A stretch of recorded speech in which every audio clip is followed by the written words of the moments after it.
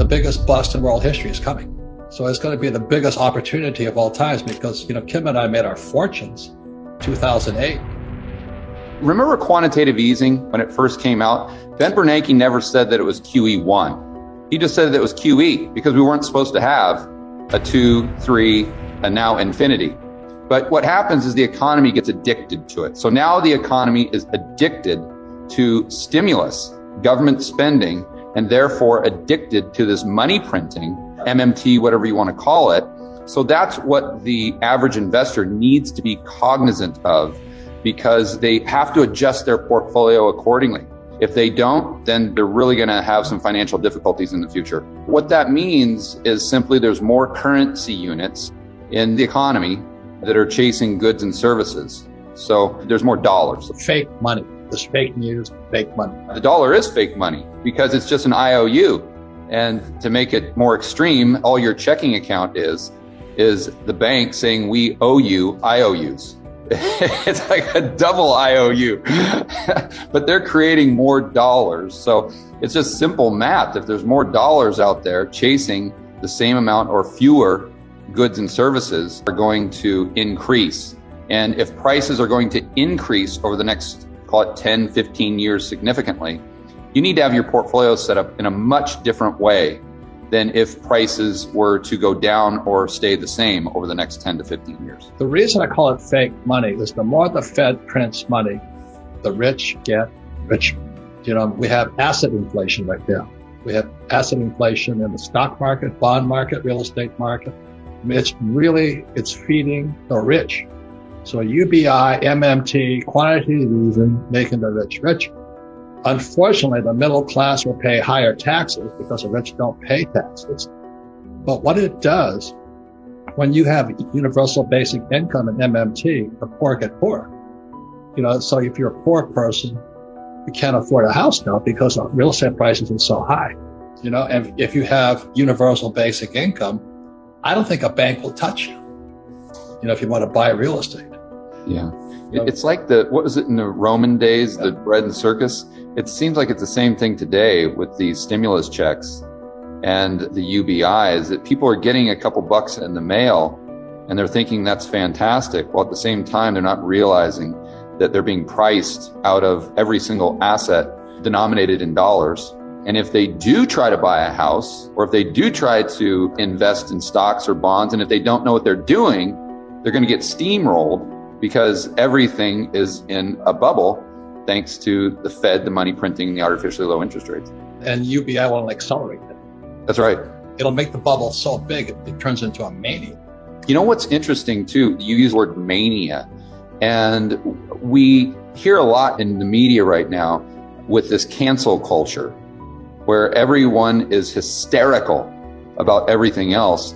But there's also a lot of hysteria in the stock market, in all these asset classes. So it's like we live in this world where everyone is hysterical about something. It's just kind of pick your poison. There's capital gains and there's cash flow. And you got to know what you're going for.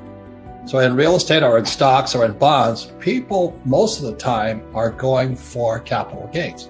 So when a person flips a house, they're going to buy it for 100, goes to 200, they're going to net 100.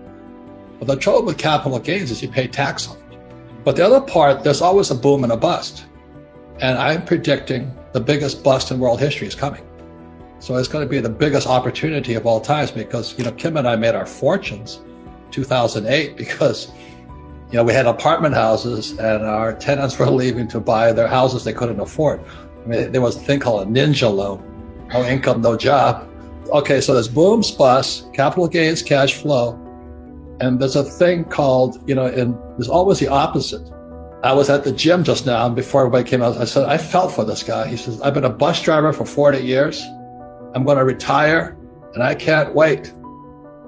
He's turned 65. I said, what do you got? He said, I got a 401k. I said, what's it filled with? He says, oh, I just sold all my stocks at the top of the market. Then I went into bonds. George, what did he just do?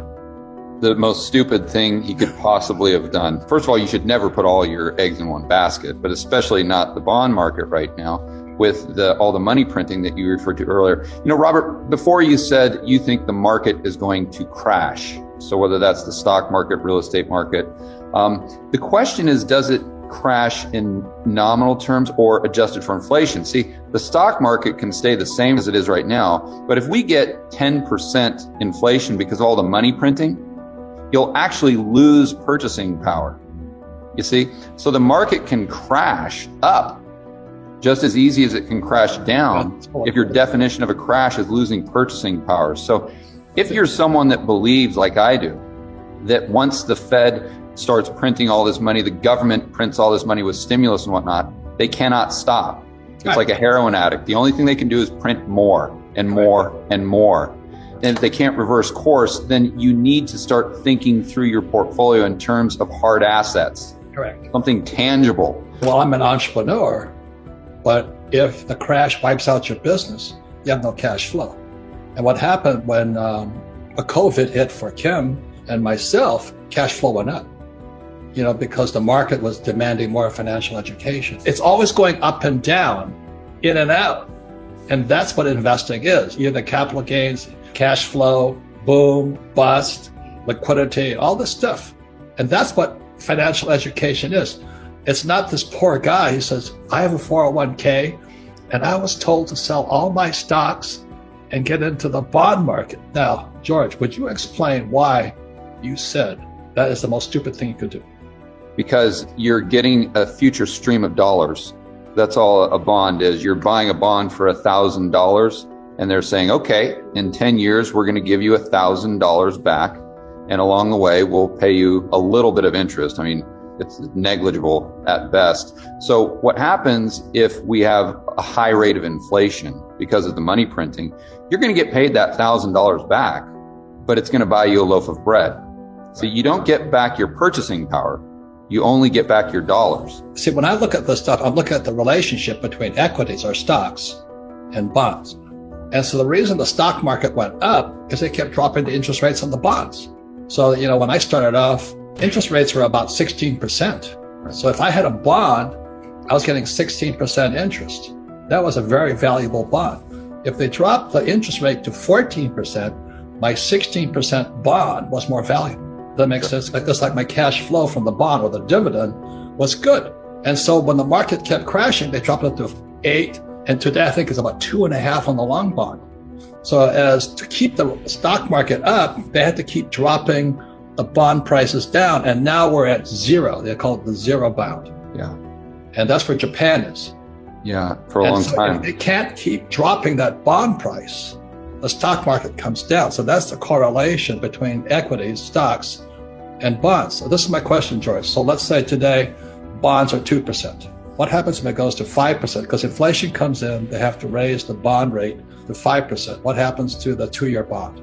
The value of the bonds purchased at 2% goes down. Yeah, and that's what that guy did. That's right. He's buying a bunch of stuff with a value. You really can't get any capital gain on it. That most likely you're going to be stuck holding, and that's not going to be good in inflation. One of the great things about being an entrepreneur, going back to Rich Dad, Poor Dad, is you put yourself in the position of being a price maker, where other people are price takers. The majority of people are price takers, so they have to take whatever price is offered by whatever it is they want to buy. But the real estate owner, the apartment owner, let's say, or the business owner can raise their prices if the rate of inflation is going up. So it hedges you against inflation while at the same time paying you to own it with that positive cash flow. And a bondholder does not have that opportunity, to say the least. Bonds and stocks are liquid. Real estate's not. So it's like that guy buying a bond at 2%. Nobody wants it if it's 5%. So if you buy a piece of real estate, let's say in Dallas, Texas, and suddenly the prices drop, it's hard to get out of that debt on that real estate because it's not liquid. Yeah. So the good thing about the bond, he can dump it and take his loss now. But real estate is illiquid. Yeah. And that's why we highly suggest investing in financial education, because it's not an answer to it. It's a process. And my concern is, and I'm not saying don't buy, like I was just in Texas, it's a mania because everybody's running out of California and New York, wherever they're running from. And everybody wants to get out of the cities. So they want a piece of the country. So land prices spiked. Now, is that good or bad?